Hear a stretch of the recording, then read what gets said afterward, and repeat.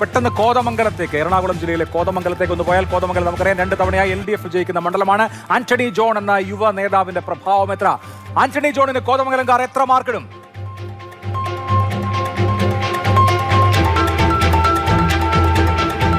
68.75 ആന്റണി ജോണിന്റെ മാർക്ക്. മോശമില്ലാത്ത മാർക്കാണ്, മികച്ച മാർക്കാണ്. കോതമംഗലം മണ്ഡലമാണ്, അങ്ങനെ വിലയിരുത്തണം. 68.75 വളരെ മികച്ച. 10 വർഷമായിട്ട് MLA ആയിട്ടിരിക്കുകയാണ്. ശരിക്കും പറഞ്ഞ ആന്റണി ജോണിന്റെ വിജയം വലിയൊരു സർപ്രൈസ് വിജയമായിരുന്നു. കോതമംഗലം പോലൊരു മണ്ഡലത്തിൽ CPM-ന്റെ ഒരു സ്ഥാനാർത്ഥി 2 പ്രാവശ്യം ജയിച്ചു. 2016 ആന്റണി ജോൺ സ്ഥാനാർത്ഥിയാവുന്നതിന് മുമ്പ് ആരെ സ്ഥാനാർത്ഥിയാക്കണം, പൊതുസ്വതന്ത്രം വേണോ എന്നൊക്കെ പറഞ്ഞ് പരക്കം പാഞ്ഞ അവസാന നിമിഷമാണ് ആന്റണി ജോണിനെ സ്ഥാനാർത്ഥിയാക്കിയത്. ഏതായാലും ആന്റണി ജോണിന്റെ പ്രകടനം ഗംഭീരമാണ്.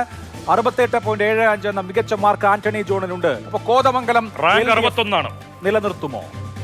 കോതമംഗലം LDF നിലനിർത്തുമോ, അതോ പരമ്പരാഗത ശക്തി കേന്ദ്രം UDF തിരിച്ചു പിടിക്കുമോ? കോതമംഗലത്തിന്റെ കഥ വരും സ്ക്രീനിൽ.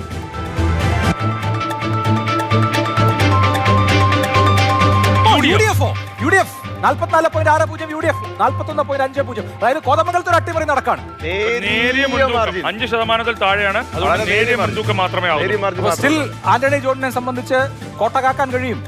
എല്ലാ പൊളിറ്റിക്കൽ ചോദ്യങ്ങൾക്കും UDF വലിയ മുൻതൂക്കം കിട്ടിയ മണ്ഡലം.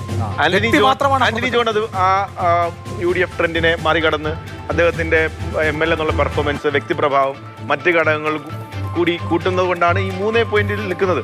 ഇവിടെ LDF സാധ്യതയില്ലെന്ന് പറയാൻ പറ്റില്ല. അങ്ങനെയാണെങ്കിൽ സ്ഥാനാർത്ഥി നിർണായകം അല്ല, അത് ഏകദേശം ഒരു ചിത്രം തെളിഞ്ഞൊരു മണ്ഡലമാണ്. ജനങ്ങൾക്കിടയിൽ അവിടെ മത്സരിക്കാൻ പോകുന്നത് ആരാണെന്നത് ഏകദേശം ഒരു ധാരണയുണ്ട്. അപ്പൊ സർവേയിൽ ആ രീതിയിലാണ് ഷിബു തെക്കുംപുറമാണ് മത്സരിക്കാൻ പോകുന്നത്.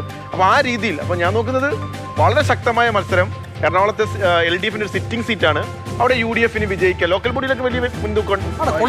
UDF മണ്ഡലമാണ് കോതമംഗലം. എന്നാലും വളരെ ശക്തമായ മത്സരം നടക്കുന്നു. ഇപ്പൊ നേരിയ വളരെ ശക്തമായ മത്സരം നടക്കുന്നത് ആന്റണി ജോൺ മത്സരിക്കുന്നതുകൊണ്ട്. അതെ, ഉറപ്പായിട്ടും. എന്തായാലും ഷിബു തെക്കുംപുറം വേഴ്സസ് ആന്റണി ജോൺ ആണെങ്കിൽ നമുക്ക് ഉറപ്പിച്ച് ഇപ്പൊ 3 പോയിന്റിന്റെ വ്യത്യാസം. നേരിയ മുൻതൂക്കമേ ഉള്ളൂ. ആ നേരിയ മുൻതൂക്കത്തിൽ തന്നെ 3.10 അത് 3 ആയിരുന്നു, അല്ലെങ്കിൽ 3-ന് താഴെയായിരുന്നെങ്കിൽ അത് ടൈറ്റ് ഫൈറ്റിലേക്ക് വരും. ടൈറ്റ് ഫൈറ്റിൽ നിന്ന് കുറച്ച് മോചിപ്പിക്കപ്പെട്ട, കഷ്ടിച്ച് രക്ഷപ്പെട്ട മണ്ഡലം. ഏതായാലും ഒരു സിറ്റിംഗ് സീറ്റിൽ LDF പിറകിലാണ് എന്ന സാഹചര്യമുണ്ട്. കോതമംഗലത്ത് ആന്റണി ജോണിന്റെ ഗംഭീരമായ പെർഫോമൻസ് ഉണ്ട്. പക്ഷേ മണ്ഡലത്തിൽ UDF-ന് എഡ്ജ് എന്നുള്ളതാണ് നമുക്ക് ഇപ്പോൾ പറയാൻ കഴിയുന്ന കാര്യം.